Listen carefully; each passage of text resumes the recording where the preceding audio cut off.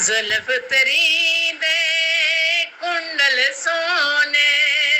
منہ لیندے نے دل بر مونے زلف تری دے کنڈل سونے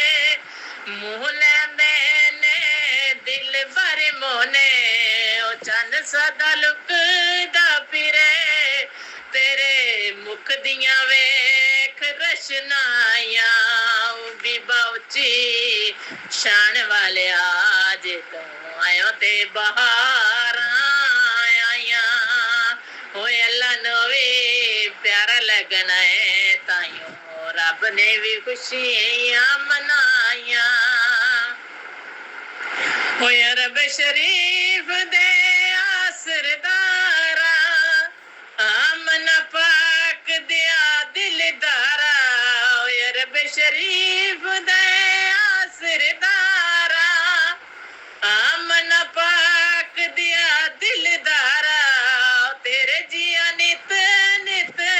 نیو جم دیا ماما بھی باؤچی شان والے آج تو آئیوں تے بہار آیا اللہ نوی پیارا لگنا ہے تائیوں رب نے بھی خوشیاں منائیاں رحمت دی تساں اکھ جد کھالی پاک حلیمہ بھر لئی جولی اور رحمت دی تساں اکھ جد کھالی پاک حلیمہ بھر لئی جولی او لگی خزانے رب دے سب ویخ رہ گئیاں دائیاں او بھی باؤچی شان والے آج تو آئیوں تے بہار آئیاں اللہ نوی پیارا لگنا ہے تائیوں رب نے بھی خوشیاں منائیاں جزاک اللہ ماشاء اللہ دیکھو اللہ تعالیٰ قرآن پاک میں فرماتے ہیں نبی کریم صلی اللہ علیہ وسلم کو ہمارے لیے ہی مقرر کیا تھا کہ ہم سارے اس زمین کے لیے ایک خیر بن جائے اور ہم اس کی رنگینی بن جائے مومن یعنی ہم ایمان لائے اللہ پر اور پیارے نبی پر نبی کریم صلی اللہ علیہ وسلم بھی جب 4 بندے سوئے تھے تو نبی کریم صلی اللہ علیہ وسلم اتنے نیک تھے کہ اس کو فرشتے نے سلیکٹ کیا کہ اس کو اٹھا اور اس کو اللہ تعالیٰ نے یعنی اٹھا کے اس کے دل کو دھویا تھا اور اس کا سلیکشن کر دیا کہ یہ انشاءاللہ نبی بنے گا اور اس کو یعنی یہ ڈیوٹی دی جائے گی اللہ تعالیٰ فرماتے ہیں المال والبنون زینت الحیات الدنیا والباقیات الصالحات خیر عند ربک ثوابا خیر عملا یعنی اللہ تعالیٰ فرماتے ہیں کہ مال اولاد تو دنیا ہی کی زینت ہے اور ہاں البتہ باقی رہنے والی نیکیاں ہیں تیرے رب کے نزدیک اور اجروئے ثواب اور آئندہ کی اچھی توقع کے بہت بہتر ہے یعنی اس میں اہل دنیا کا رد ہے یعنی دنیا جو ہے وہ اس طرح ہے جس طرح کے شہروں میں ایک اس طرح پھول ہوتا ہے کہ اس کو آپ جب اپنے لیے کاٹتے ہیں جو اس کو پھونک مارے تو وہ ہواؤں میں اڑ جاتا ہے تو اس طرح یہ دنیا بھی ہے کہ اس کا کوئی اللہ تعالیٰ کے ہاں کوئی وہ نہیں ہے اہمیت دنیا کے مال و اسباب قبیلہ خاندان آل اور اولاد پر فخر نہیں کرنا چاہیے اور جو فخر کرتے ہیں اللہ نے فرمایا ہے جو چیز دنیا فانی کی عارضی زینت ہے آخرت میں یہ چیزیں کچھ کام نہیں آئے گی روح ہے وہ اللہ کا ہے اور اللہ کا ہے ایک تو اوپر، آپ کو پتہ ہے کہ ایک نے اوپر جانا ہے اور بدکاروں کے سجین میں جانا ہے اور جسم نے کیڑوں نے کھانا ہے، ٹھیک ہے۔ مال و دولت جو ہے وہ دنیا میں رہ جانے والی چیزیں ہیں۔ ایک چرپائی میں جنازہ لیا جاتا ہے اور پھر وہ چرپائی بھی واپس آ جاتی ہے۔ اس لیے اللہ تعالیٰ فرماتے ہیں کہ آخرت میں کام آنے والے عمل تو وہ ہے جو نیک اور صالح اور خیر اور مفید ہو، یعنی لوگوں کے لیے بھی مفید ہو۔ شر پسندوں کا ساتھی شیطان ہوتا ہے، خیر پسندوں کا ساتھی اللہ ہی ہوتا ہے۔ اور اس میں ہمیں چاہیے کہ ہم اس مہلت کو صحیح طرح سے استعمال کریں، اور ایک عمل صالح ہی ہے کہ جس پر عند اللہ اجر و ثواب کی امید ہے انشاءاللہ۔ اور یہ دنیا، یہ ساری چیزیں یہ اس طرح ختم ہونے والی ہیں جس طرح ایک دروازے میں اکثر ایک تھوڑا سا وہ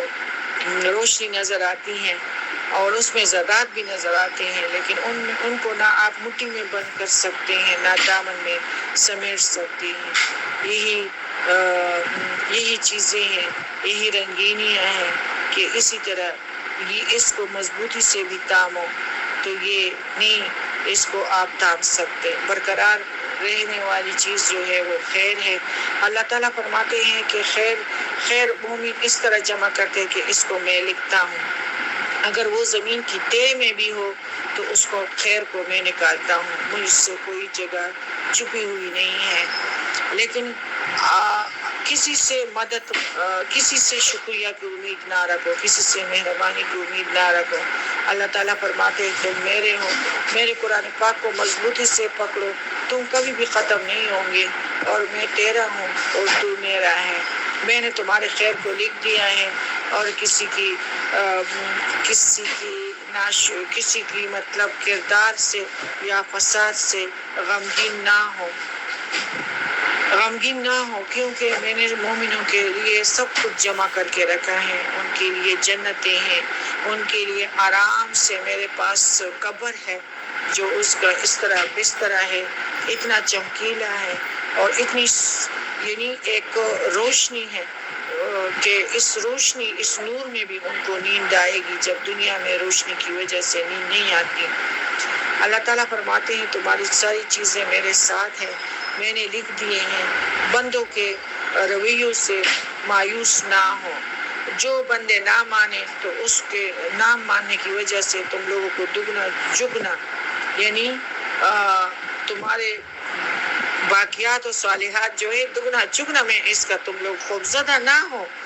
کہ، اور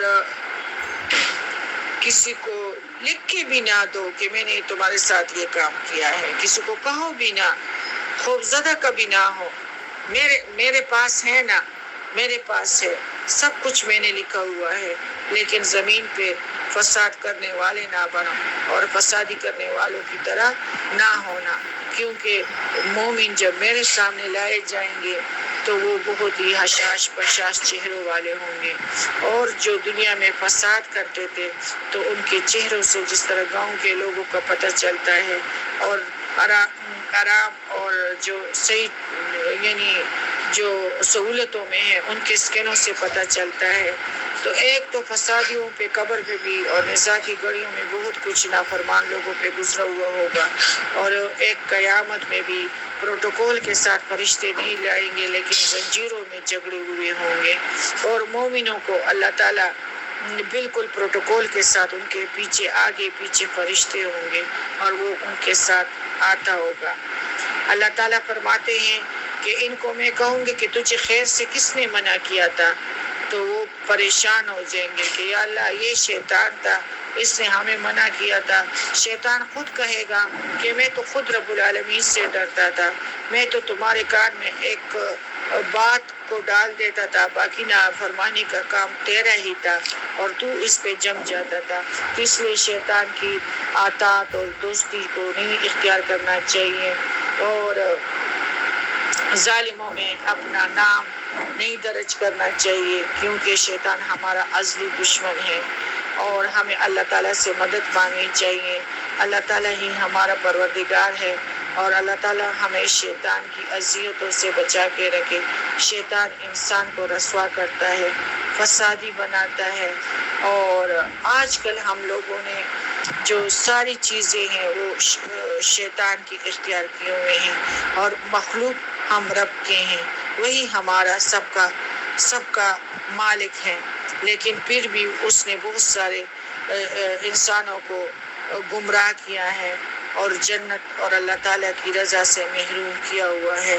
اور اس نے ہمارے آنکھوں پہ پردے ڈال دیے ہیں اور ہمارے اور رب کے درمیان بہت زیادہ فاصلہ کر دیا ہے۔ اللہ تعالیٰ کرے کہ ہم محشر کے دن بھی اللہ تعالیٰ سے مل سکے، اور اللہ تعالیٰ ہماری ہم سے کلام کرے۔ اللہ تعالیٰ ہمارے درمیان اور اپنے درمیان پیارے نبی کے درمیان جدائیاں نہ ڈال دیں۔ اللہ تعالیٰ اور پیارے نبی کا قربت ہمیں حاصل کر دیں، اور شیطان کے کاموں کو خدا کرے کہ اس دنیا میں ہم ارادہ کریں تاکہ ہم ہلاکت سے بچ سکیں، کیونکہ شیطان جو ہے کھلونوں کی طرح انسان کے ہاتھ میں ہلاکت کا سامان دیتا ہے، اور پھر اس کی ہولناکیوں کو انسان ادھر بھی برداشت کرتا ہے، اور آخرت میں بھی تو یقیناً جہنم ہی کو دیکھے گا۔ یقین کرے کہ شیطان جو ہے بہت برا ساتھی ہے۔ اللہ تعالیٰ نے ہمیں طریقے قرآن میں ہر طرح کے استعمال سکھائے ہیں تاکہ ہم اللہ کے بنیں اور اللہ کو ہر انداز میں محسوس کریں۔ اللہ تعالیٰ ہمیں دیکھتا ہے، لیکن اس وضع اور نصیحت کا اثر ہم پہ تب ہوگا کہ جب ہم اسے انشاءاللہ جب ہم قرآن کو ترجمے اور تفسیر سے پڑھیں گے۔ اللہ تعالیٰ نے اس قرآن کو اندھوں کے لیے نہیں بھیجا ہے اور نہ بہروں کے لیے بھیجا ہے۔ اللہ تعالیٰ نے ان کو اس کے لیے بھیجا ہے جن کے آنکھیں اور دل اور دماغ جو ہے وہ عقل یعنی رکھنے والے ہوں، حق اور باطل میں فرق کرنے والے ہوں۔ ہمیں چاہیے کہ ہم قرآن کے ترجمے سے اعراض نہ کریں اور اپنے کرتوتوں پہ ذرا سوچ اور عقل سے کام لیں،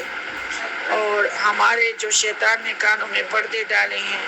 اور ہماری آنکھوں پہ جو ڈالے ہیں تو اس کو سمجھیں۔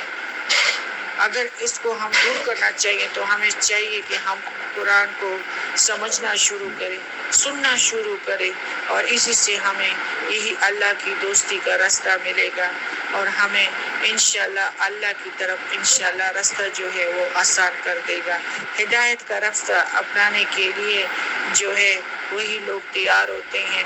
جن پہ اللہ تعالیٰ رحم کرے،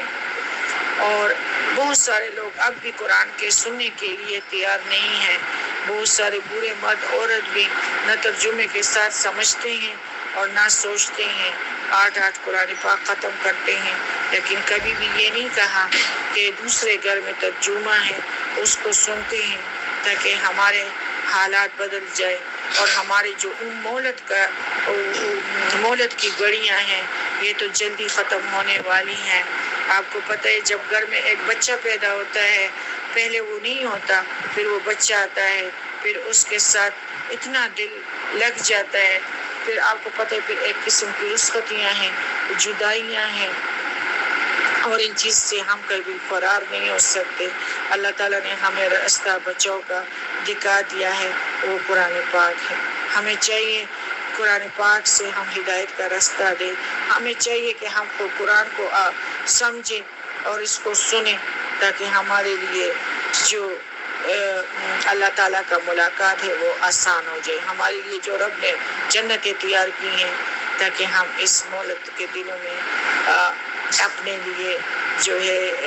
اس کے لیے تیاریاں پکڑے۔ ٹھیک ہے، البتہ یہ بہت ہی ضرورت ہے، یہ مہلت بہت جلد ختم ہونے والی ہے۔ ہمیں اللہ تعالیٰ اندھیروں کے پردوں سے نکال دیں، ہمارے کانوں سے یہ بوجھ اللہ تعالیٰ دور کر دیں۔